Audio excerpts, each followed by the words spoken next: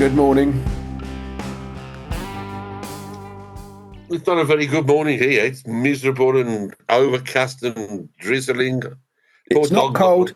It's not windy. And Jesus loves you. Yeah, so it's a good day.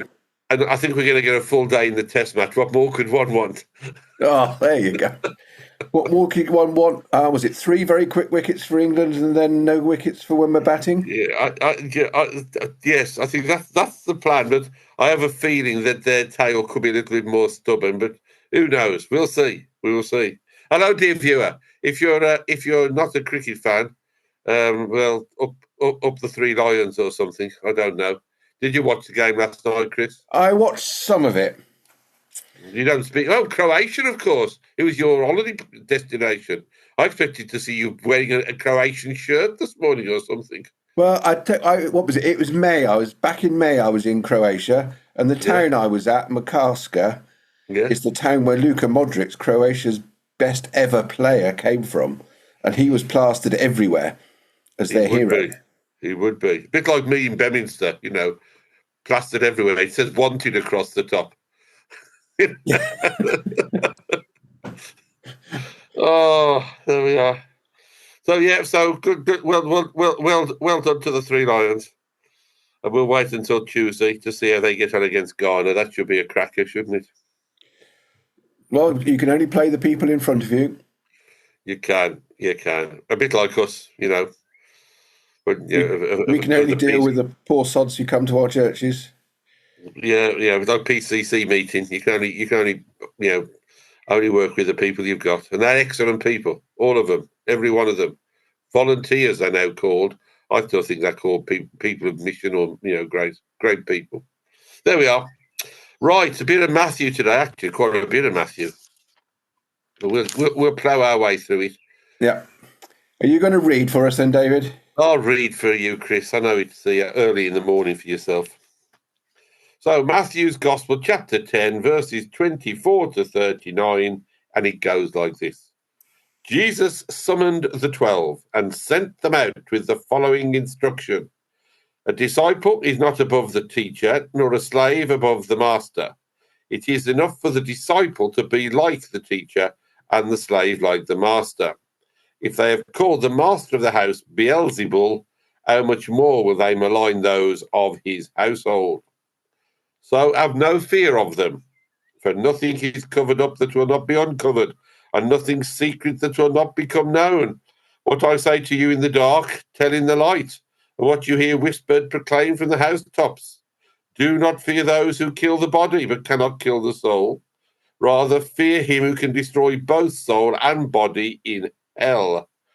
Are not 2 sparrows sold for a penny? Yet not one of them will fall to the ground, unperceived by your Father. And even the hairs of your head are all counted. So do not be afraid. You are of more value than many sparrows. Everyone, therefore, who acknowledges me before others, I also will acknowledge before my Father in heaven. But whoever denies me before others, I will also deny before my Father in heaven. Do not think that I have come to bring peace to the earth. I have not come to bring peace, but a sword. For I have come to set a man against his father, and a daughter against her mother, and a daughter-in-law against her mother-in-law, and one's foes will be members of one's own household. Whoever loves father or mother more than me is not worthy of me, and whoever loves son or daughter more than me is not worthy of me. And whoever does not take up the cross and follow me is not worthy of me. Those who find their life will lose it, and those who lose their life for my sake will find it. There you are, Chris. The floor is open to you for the next 20 minutes to try and explain all of that. Well, the first thing I'm going to say, at least me and you, we do give God quite an easy task, don't we? We do. Try counting all of those. Yeah, exactly. You've got it in one. Exactly. Exactly. That's the first. That's the first thing I'll put up there. Yeah, well, you've got that out of the way. You've only got all the other stuff to decipher for me because I'm totally lost. But I can claim biblical biblical authority here. You can. Go on. Yeah. Off you go. A disciple is not above his teacher, nor a slave above the master. Well, I'm just a rector and you're a rural dean. Oh, that means I've just got to defer to you to know all your wisdom. Yeah, but I'm instructing you as the master to get on and tell the people on here to all that for the best. Well, we do come across this, don't we, where people think they know more than they do.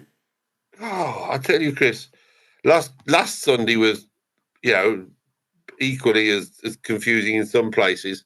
And I spoke during the sermon slot, as I usually do, having thought hard and prayed hard. And I stood up there just, before I started to speak and was whispering, Lord, please don't give me something to say. And I did, or he did. And I thought, oh, dear. But at the end of the service, there were a young couple who were visiting. They were on holiday. And I went to chat to them before I dashed off to the next service. And they were saying they worship together at Great Headington Church, which is, I know a little bit from our days in that great place in Oxford. And it's a family evangelical Anglican church, which is good. And they started going there. And he's just started in the last 9 months going to church because his wife has been taking him along. And he said to me, I've been totally confused for the last 9 months. He said, but you've helped me greatly today. I said, oh, have I really? I said, why? What did I say? He said, you gave me permission to not understand everything and to doubt. He said, to hear that from a vicar, it greatly, he said, I can persevere on for the future. Oh, brilliant. There we are. And I think there's nothing wrong in saying, actually, this confuses me, as I'm sure as much as it confuses other people as well. Yeah. And I should like never that bit about sparrows. Yeah. Well, there is a hymn, isn't there, about sparrows in my book, in our book anyway. So how does that go? I can't remember. The school children thing. It's about 20-something sparrows and all this. However, there we are. I haven't got the hymn book. It's on the shelf. Or have I? No, not to hand. But it does have an important part about actually how valued you are. It does. It does. I often think actually the Christian faith is quite unique in that the more you know, or the cleverer you think you are, the less you know. Well, the less you know, but you're still equally valued. Yes. Jesus is just as valid for the person, say, with disabilities, very low IQs or whatever, who doesn't understand any of it, as those that have spent their life understanding it, because we're all loved by God equally, just as all those little sparrows. Well, it's quite interesting, that, Chris, because I was doing the crossword that I tried to do yesterday in the paper, and I was stuck on a clue. And I said to Jane, "This is the clue. What do you think the answer is?" And she said, "It's easy. It's the opposite to you." And the answer was genius. I mean, you can't rely. Can you rely? If you can't rely on your wife, to be honest, you can't rely on anybody, can you? Well, no. And that's actually what Jesus is saying. Yeah, he's being very honest with people, isn't he? Yeah, you're not a genius. I mean, that bit at the bottom, which also almost echoes part of last Sunday's reading, do not think that I have come to bring peace to the earth. I have not come to bring peace, but a sword. For I've come to set man against his father, daughter against her mother, and daughter-in-law against her mother-in-law. And one's foes will be members of one's own household. Whoever loves father or mother more than me is not worthy of me. And whoever loves son or daughter more than me is not worthy of me. I mean, that brings up an interesting conversation in its own right, doesn't it? It does. I mean, how do you explain that when you talk about a loving God and Jesus loving people? Yeah, and how do you do it even in relationships? How do you tell Jane, sorry, Jane, you're unimportant. I've got to go. I've got matins to take. Sod your hospital appointment. I can't do that, or whatever. And that's part of the conflict we do get in not just us, but other people that do jobs that I've always seen as being not jobs, but part of the way you live life. Really, it's very difficult. Yeah. And it's not quite as black and white, I think, as it makes out there. No, I should have to do some more reading up and find some different books that I've been looking, because none of them seem to answer it to me in a way that makes sense. Is this just us confused again? Well, I don't get confused. It's just it's trying to understand what Jesus could have been saying. Now, we don't know that Jesus said that, of course. Matthew is recording God as telling him that, aren't we? Because that's what we perceive Scripture to be. It's the word of God handed down through people. Do you think God would have told Matthew that in that way, or has Matthew interpreted it in a different way? I don't know. Well, I think I often think, if you're looking at the context of something, in teaching, you often exaggerate something in order to get near the truth. Yeah. You're exaggerating the opposite. Yeah. People are completely, if they call their master from the house of Beelzebul, which is evil, horrible things, and are maligning their whole household, rather than just saying, well, do a little bit less of that, you're saying scrap that altogether. God comes completely first. And I'm sure if there were circumstances and it came down to it, it would be quite interesting what we do and who comes first at what, and how we do put God first over family. Yeah. It was interesting, Chris, because yesterday I was, as you know, Wednesday afternoons I go to Parishes Act School in Mapperton for their collective worship. And it's lovely. Then the head teacher who does the earlier week assembly where I pick up what he's been doing with them, they've been talking about parables, and I was picking up the theme that Joe and I have, or Joe had set for us for this week about storytelling and Jesus, the storyteller. And I said to the children, "What do you think about Jesus and storyteller?" And one little girl near the front, really, of the class of the school, which is unusual, put her hand up. She said, "He was a very good storyteller." I said, "Yeah, you're right." Another child towards the back put her hand up and said, "He couldn't be a bad storyteller, because if he was a bad storyteller, nobody would listen to what he got to say." Is this where me and you go wrong? Possibly, Chris. I mean, it highlights from the children their unique points and knowledge at the time of life they're in. That actually, even they can understand that there is a difference between being able to do something and tell something that has an effect or keeps people engaged. Because they knew what a parable was. When I said to them, he told parables. Anybody know what a parable is? Their teacher done a good job in giving them a good definition of what a parable was. It's a story that has a specific meaning, and therefore Jesus was trying to say this, or he could have been trying to say that, which was, I found, quite encouraging. And that passage about the children and the father, I think what Matthew is trying to highlight, perhaps, I don't know, is that Jesus often said things that inflamed or opened people's eyes, because then he could get on with the message around him. So I can't see why you would say something like that unless he was trying to really, get into them. And we don't know the context there of that reading either, do they? With when you're opposing like family, mother-in-laws, fathers, sons, daughters, and all of that, because if the other half is far away from wanting to worship God, or not wanting to worship God in the way that Jesus understands, still wanting to stick to the tradition of slaughter at the altar table and stuff like that, Well, I was thinking we're going even further than that, of even saying anything to do with going to church is wrong. Our modern day atheists, for want of a better word, or it's actually saying, well, actually, they're the ones that are, don't try and please them as well as trying to please God. If you want to follow God, then do it. Does that make sense? It does, yeah, it does. When your family are sort of agreeing with you in your faith, this becomes less dramatic. It does. And we all know members of our congregations where one half of a partnership is a church person and the other half has nothing to do with it at all. And it must be awkward. I don't want to say difficult, but it could be awkward, couldn't it, for that person when we're saying, get out there and do this, or you should be doing that, or we should together be. When at home they're having the other side put at them, let's do this. Why are you going to go to church today or whatever? It must be a very awkward situation to be in, really. Yeah.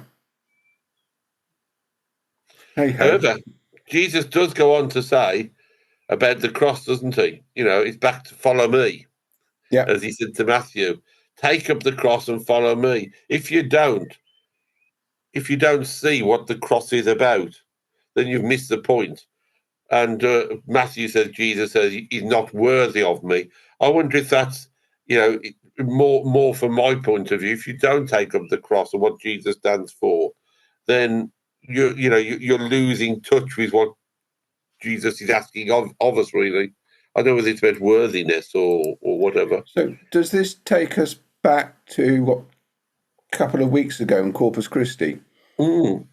Because the whole point of Holy Communion is we're being reminded that Jesus took up his cross, and we're imbibing the spiritual bread and blood of Jesus so that we take up his cross as well. That's right. Yeah, absolutely. The final line, those who find their life will lose it, and those who lose their life for my sake. So it's about giving up the past or giving up what you may have already been doing to lead a new life with Jesus. They're going to find this new life altogether. Which goes back. I did. I often bring that up at special services, I don't know, with children or with funerals sometimes or whatever. Mm-hmm. It's those who follow Jesus. If you pursue your own selfish ambitions, actually you tend to lose your life because you're too obsessed with self that you don't build the happy people around you. Actually, if you give up what yourself for the life of Christianity, for the life of following Jesus, life is so much more richer and valued. That's right. I think that's how I would approach it, Chris. That a life is fuller, satisfied, fuller. I believe if you've got some faith and you see what Jesus is asking of you and are able to follow in that way. But again, if you're part of a partnership with has got the opposite being said at you all the time, it could be difficult to see that as being the way forward, couldn't it? Yes, it could. But equally, I know a lot of people who sort of believe but aren't prepared to admit it to anybody and then keep quiet about it all the time. And that's what I was preaching about on Sunday to a degree. Why is it so difficult? Yeah. If you're a Christian to want to share that in some way. And I don't think it means in the way that we think about of evangelism. You're going to take your leather-clad Bible and bash somebody over the head with it. But it is about when somebody says to you about something to do with a faith-related subject, that at least you're prepared to say, well, my faith tells me this, or this is what I believe because of my Christian faith, as opposed to perhaps having no opinion, or I don't want to say denying the faith, but I guess that's what it comes to at times. If you're not careful, it is a denial of what you preach of a Sunday when you're in church, as opposed to what you then go and do outside in day-to-day living. You've got to keep all of these passages in context, haven't you? Because if you go to somebody like Joseph of Arimathea, he it was him, wasn't it, who stayed one of the Pharisees, came to Jesus at night. Yeah, that's right. But then he quietly had this position of authority to say, can I bury Jesus' body for him? I'm trying to think what the exact words he'd say is in who was waiting at some, he said about Joseph of Arimathea, who was basically a man of faith waiting for the time to come. Yeah. So he waited. He wasn't necessarily the outward vocal one. No. It was Which also comes down to, because I talked about Barnabas last Sunday. I'm transposing Saints' days to Sundays as much as I can at the moment. Yeah, we do. So we do that as well, Chris. Yeah, and of course I was talking about Barnabas, the encourager. Yeah, and it's fascinating that they I can't remember where it was now. They went and preached somewhere, and they heralded Paul and Barnabas as gods. That's right. But they labelled Barnabas as Hermes, the king of the gods. Oh, there you are. Above Paul. So yeah, I mean, Paul's Barnabas, the outspoken, powerful one, and yet the quiet encourager Barnabas was the one that actually they acknowledged as being the real king, the real one in charge. Yeah, because Barnabas and Paul eventually fell out, didn't they? They did, but then it was Barnabas who did the work with Mark, wasn't it? He went off John, with John Mark, wasn't it? John Mark, yeah. They fell out over because Barnabas wanted to take John Mark with him. That's right. And so Barnabas split. Went off with Mark. That's right. They split and did their evangelism or their followed their calling wherever. Yeah. So it's as you can see, dear viewer, it's all right to be confused. And when you put your mind to it, as Chris has led me to do today, then actually you begin to get a new insight into the passages we read. Because sometimes I'm sure of a Sunday you sit there in the congregations or as I do sometimes when other people are reading, and you think, heavens above, what's all this about? But there we are. Hopefully, we've given a little bit more insight into about that. We didn't talk much about sparrows. I mean, you did say a little bit about sparrows, but yeah, we like a sparrow, don't we? I like a sparrow, and many of them, I think he's saying, and they're all as good as each other. 2 sparrows are sold for a penny, and yet you are more important than all of the sparrows, than many sparrows. Yeah, and if you do fall to the ground, you're still not going. You're still going to be known by God. He'll see you. Yeah. And perhaps the hair restorer, Chris, could be useful for this story as well. Yes. Now, how to give God an easy job? Lose all your hair. So, dear viewer, if you've got a full head of hair, it just means you need more of God's attention to count them all. More time from God. That's right. But he'll get it right. That's the good thing. He'll get it right. Yes. He'll get it right. So there we are. So I'm off to Salisbury this afternoon, Chris. Oh, you lucky person. It's the College of Canons meeting. We have 2 meetings a year for College of Canons, where we have. I don't know what's happening today. I haven't seen the agenda. The last few times we've had the Canons meeting, we've been shown to different parts and departments of the cathedral. So in the last few visits, I've been to the stained glass repairing workshop, which was very interesting. I've been to the cathedral library with some ancient books and Bibles there, which was very interesting. A good talk from the librarian, which was very interesting. We went to the choir school, and were taken to the practice area where the little choir people do all their practicing, and we were met by the sub-organist and choir leader. That was great fun. So we've done all kinds of things. Went to the work a couple of times ago. We went to the works, the stonemasons' workyard, and watched some of them doing bits of carving, and had a good talk from them. So I don't know what we're doing today. It could be we're going to the dean's kitchen or something. I don't know. That'd be interesting, wouldn't it? Yeah. See where the cakes are made, or the wafers. Of course, they make all the wafers there, dear view. If you don't know that they make all the wafers for the communion in these kind of places, usually with a nun or a monk working away feverishly to put a little cross on them. Is that right, Chris? I've got no idea, but I suspect not. Oh, Chris, no, don't doubt. Have faith. Well, I'll find out. So, College of Canons meeting over at Salisbury this afternoon. New canons being made, which is good news. I've been asked to sponsor one of them. I don't know why, because normally you find your own sponsor. But the dean's office rang me and said, "Could I sponsor would I be willing to sponsor one of the candidates? And he's chaplain at the Dorchester Hospital. Oh, okay. So I don't really know him, if I'm honest, but I'll meet him today. It'll be nice. He's a nice man, I'm told.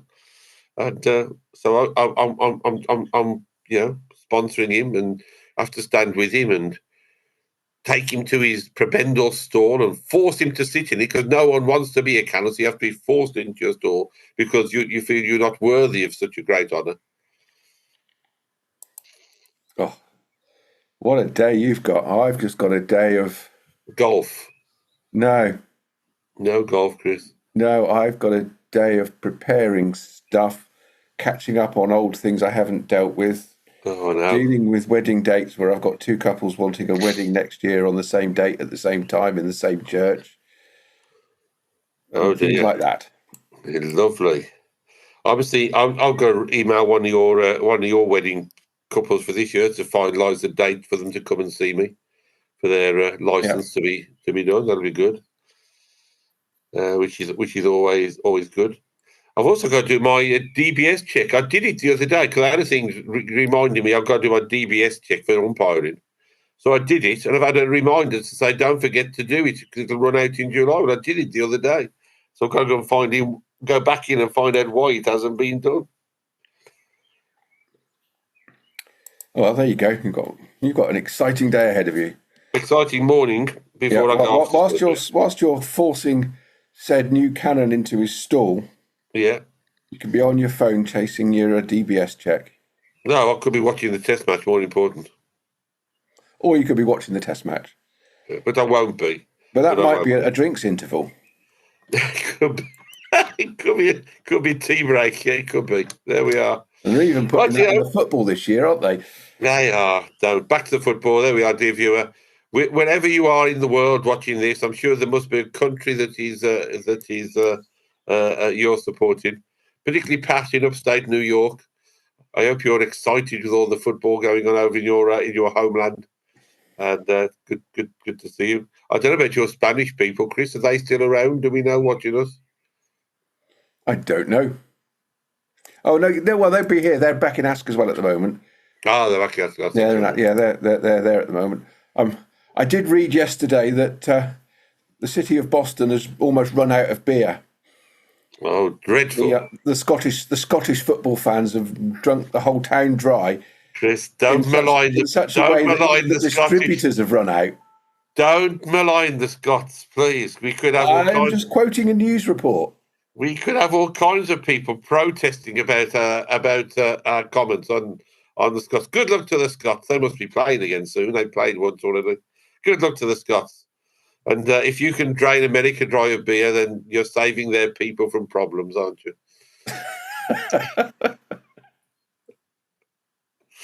I don't know. I know yesterday that there was a special thing going on at one of our local pubs that if you paid in cash, the beer was £2 a pint cheaper. I'm not quite sure what was going on there, although I've got a good idea what was going on there. But there we are.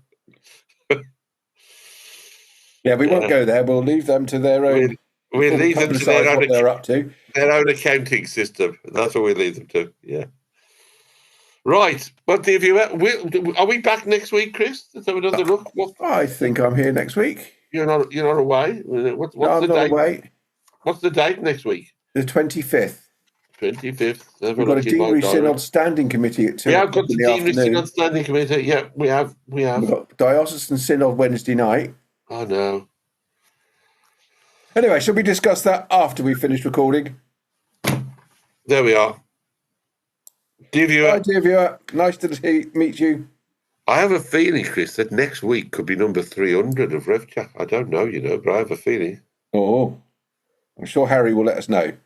Well, I'm sure. I have a distinct feeling it could be. Cool. That's quite a milestone. It is 300 episodes. Yeah. So tune in for extra special number 300. Yeah. Yeah. There we are. All right. Anyway, bye, dear viewer. See you next week. See you, bye. Excellent.